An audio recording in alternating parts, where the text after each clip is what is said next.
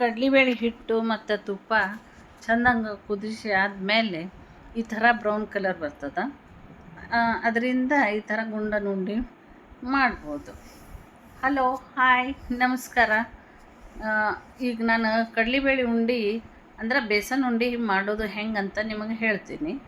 ಮೊದಲು ನಾ ಒಂದು ಕಿಲೋ ತೊಗೊಂಡಿನಿ ಕಡ್ಲಿಬೇಳೆನ. ತೊಗೊಂಡು ಗ್ಯಾಸ್ ಮೇಲೆ ಒಂದು ಬುಟ್ಟಿ ಹಂಗೆ ಇಟ್ಟು ಹುರಿಬೇಕು. ಏನು ಕಡ್ಲಿಬೇಳೆ ಹುರಿಬೇಕು. ಅದಕ್ಕೆ ಎಣ್ಣೆ ಅದು ಏನೂ ಹಚ್ಚಬಾರ್ದು, ಹಂಗೆ ಹುರಿಬೇಕು. ಇಷ್ಟು 1 ಕಿಲೋನೂ ಪೂರ ಹಾಕಬಾರ್ದು, ಹಂಗೆ ಕೆಂಪಾಗತನ ಹುರಿಬೇಕು. ಹುರಿದಾದ್ಮೇಲೆ ಆರಿಸ್ಬೇಕು. ಅದು ಆರಿದ ಮೇಲೆ ಬೀಸ್ಕೊಂಡು ಬರಬೇಕು. ಬೀಸ್ಕೊಂಬಂದು ಹಿಟ್ಟು ಮತ್ತು ಬುಟ್ಟಿ ಒಳಗೆ ಹಾಕಿ ಸ್ವಲ್ಪ ಬೆಚ್ಚಗೆ ಮಾಡಬೇಕು. ಅಂದ್ರೆ ಅದು ಬೆಚ್ಚಗಾಗ್ಯದ ಇಲ್ಲ ಅನ್ನೋದು ಗೊತ್ತಾಗ್ತದೆ ನಮಗೆ. ಅದೊಂದು ಸ್ವಲ್ಪ ಬಿಸಿ ಆದಮೇಲೆ ಅದಕ್ಕೆ ತುಪ್ಪ ಹಾಕಬೇಕು. ತುಪ್ಪ ಅಂದ್ರೆ 1 ಕಿಲೋ ಹಿಟ್ಟಿಗೆ ಅರ್ಧ ಕಿಲೋದಷ್ಟು ತುಪ್ಪ ಹಿಡಿತದೆ ಇದು ಬೇಸನ್ ಉಂಡೆಗೆ. ಅಂದ್ರೆ ಅಷ್ಟು ಹಾಕಿದ್ರೇ ಚೆಂದ ಆಗ್ತದೆ.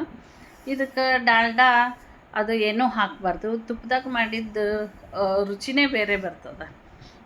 1 ಕಿಲೋ ಕಡ್ಲಿ ಹಿಟ್ಟಿಗೆ ಅರ್ಧ ಕಿಲೋ ತುಪ್ಪ ನಾವು ಹಾಕಬೇಕು. ಆವಾಗ ಇದ್ರದ್ದು ರುಚಿನೇ ಬೇರೆ ಬರ್ತದೆ. ಇದಕ್ಕೊಂದು ಸ್ವಲ್ಪ ನೋಡಿ ಹಾಕಬೇಕು ತುಪ್ಪ. ಒಮ್ಮೆ ಇಷ್ಟು ಸುರಿವಿ ಕುದ್ಸಕ್ಕಿಡಬಾರ್ದು. ಅಂದ್ರೆ ಇದನ್ನು ಸ್ವಲ್ಪ ಹಾಕ್ಕೊತ ಹೋದ್ವಿ ಅಂದ್ರೆ ಕೆಂಪಂಗೆ ಚೆಂದಂಗೆ ಕೂಡ್ತದೆ ಎಲ್ಲದು. ತುಪ್ಪ ಮತ್ತು ಕಡ್ಲಿಬೇಳೆ ಹಿಟ್ಟು ಅದೆಲ್ಲ ಚೆಂದಂಗೆ ಬೇಯ್ತದೆ. ನಾವೇನು ಮಾಡಬೇಕು, ಸಣ್ಣಂಗೆ ಉರಿ ಹಿಟ್ಟನ್ನ ಕುದಿಸ್ಬೇಕು ಇದಕ್ಕೆ. ಅಂದ್ರೆ ಚೆಂದ ಆಗ್ತದೆ. ನೀವು ಉರಿ ಜೋರು ಹೆಂಗಿಟ್ರಿ, ಗ್ಯಾಸ್ ಜೋರು ಹೆಂಗಿಟ್ರಿ ಅಂದ್ರೆ ಸರಿತಂಗೆ ಆಗಂಗಿಲ್ಲ, ಹೊತ್ತಿದ್ದು ಬಿಡ್ತದೆ. ಹೊತ್ತಿದ ವಾಸನೆ ಬರ್ತದೆ. ಹೊತ್ತಿದ ವಾಸನೆ ಬರ್ತಂದ್ರೆ ಸರಿ ಆಗಂಗಿಲ್ಲ. ಅದ್ರ ಸಂಬಂಧ ಸಣ್ಣಂಗೆ ಉರಿ ಹಿಟ್ಟನ್ನ ಇದಕ್ಕೆ ನೋಡಿ ಹಾಕ್ತೀವಲ್ಲ ತುಪ್ಪ. ಒಂದು ಸ್ವಲ್ಪ ಈಗ ನೋಡಿರಿ, ಇದು ಒಂದು ಸ್ವಲ್ಪ ಗಟ್ಟಿಯಾಗ್ಯದಲ್ಲ, ಅದಕ್ಕೆ ಒಂದು ಸ್ವಲ್ಪ ತುಪ್ಪ ಹಾಕಬೇಕು. ತುಪ್ಪ ಹಾಕಿ ಹಾಗೆ ಕುದಿಸ್ಕೊಂತನೇ ಇರಬೇಕು. ಒಟ್ಟೆ ಕೈ ಬಿಡಬಾರ್ದು. ತಳ ಹೊತ್ತಲಾರ್ದಂಗೆ ಹುರಿಬೇಕು. ಹುರಿದದ್ದು ಬ್ರೌನಿ ಕಲರ್ ಬರುತ್ತನ ಹುರಿಬೇಕಿದು. ಅಂದಾಕರನೇ ಗೊತ್ತಾಗ್ತದೆ ಅದು ಬೇಸನ್ ಹಿಟ್ಟು ರೆಡಿ ಆಗ್ಯದ, ಬೇಸನ್ ಉಂಡೆಗೆ ರೆಡಿ ಆಗ್ಯದ ಇದು ಅಂತ ಅನ್ನೋದು ಗೊತ್ತಾಗ್ತದೆ. ಇನ್ನೊಂದು ಸ್ವಲ್ಪ ತುಪ್ಪ ಹಿಡಿತದೆ ಹಾಕಬೇಕು. ಅಂದ್ರೆ ಬರೋಬ್ಬರಿ ಅದು 1 ಕಿಲೋಕ್ಕೆ ಹಿಟ್ಟಿಗೆ ಅರ್ಧ ಕಿಲೋ ತುಪ್ಪ ಆದ್ರೆ ಸರಿ ಆಗ್ತದೆ. ಅದು ಹಂಗೆ ಕಲಿಸ್ಕೊತ ಇರಬೇಕು. ನಮ್ಮ ಮನೆಯೊಳಗೆ ನೋಡ್ರಿ, ಎಲ್ಲರಿಗೂ ಬೇಸನ್ ಉಂಡೆ ಅಂದ್ರೆ ಭಾಳ ಇಷ್ಟ. ನಾನಂತೂ ಯಾವಾಗಲೂ ಮಾಡ್ತಿರ್ತೀನಿ. ನಿಮ್ಮ ಮನ್ಯಾಗ ನಿಮಗೆ ಯಾರ್ಯಾರಿಗೆ ಇಷ್ಟ ಆಗ್ತದೆ ಬೇಸನ್ ಉಂಡೆ ನಮ್ಗೆ ಕಮೆಂಟ್ ಮಾಡಿರಿ, ನಮಗೆ ಹೇಳ್ರಿ. ಭಾರಿ ಚಂದ ಆಗ್ತವೆ ಬೇಸನ್ ಉಂಡೆ. ಇದು ನಾವು ಮಾಡ್ದಂಗೂ ಒಂದು ಸಲ ಮಾಡಿರಿ. ನೀವು ಹೆಂಗೆ ಮಾಡ್ತೀರ ಅನ್ನೋದು ನಮಗೂ ಹೇಳ್ರಿ. ಇದು ಈಗ ರೆಡಿ ಆಗಕತ್ತದ ನೋಡ್ರಿ. ಇದು ಕುದಿಯಾಕತ್ತದ ಈ ಸದ್ಯ. ಹಿಂಗೆ ಸಣ್ಣಂಗನ ಕುದಿಬೇಕಿದು ಹಿಟ್ಟು ತುಪ್ಪದಾಗ. ಅಂದ್ರೆ ಚೆಂದ ಆಗ್ತದೆ. ಬ್ರೌನ್ ಕಲರ್ ಬರಬೇಕಿದು. ಇನ್ನೂ ಒಂದು ಸ್ವಲ್ಪ ಬರಬೇಕು. ಯಾಕಂದ್ರೆ ಉರಿ ಸಣ್ಣ ಇಟ್ಟಿರ್ತೀವಲ್ಲ, ಒಂದು ಸ್ವಲ್ಪ ಲೇಟಾಗಿ ಬರ್ತದೆ ಅದು.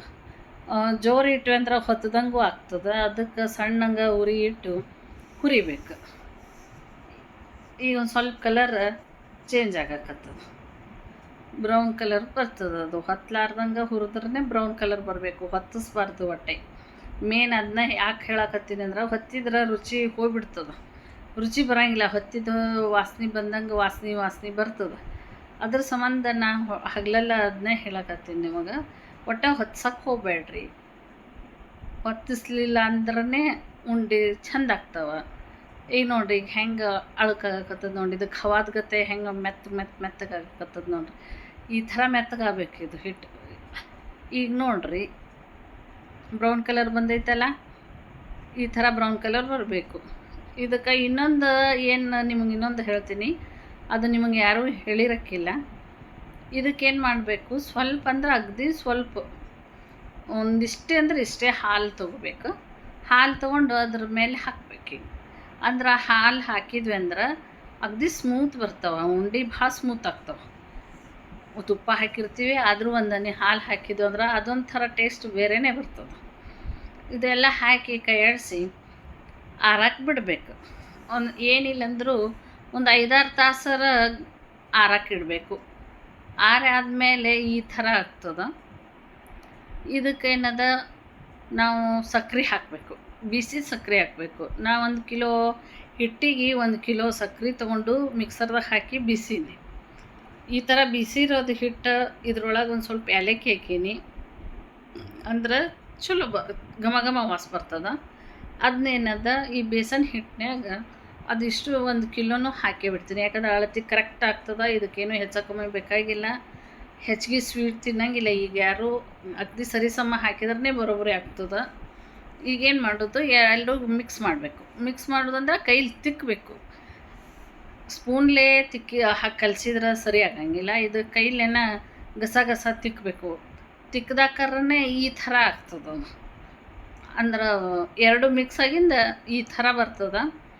ಇದಕ್ಕೇನದ ಒಂದು ಸ್ವಲ್ಪ ಡ್ರೈ ಫ್ರೂಟ್ಸ್ ಹಾಕಬೇಕು.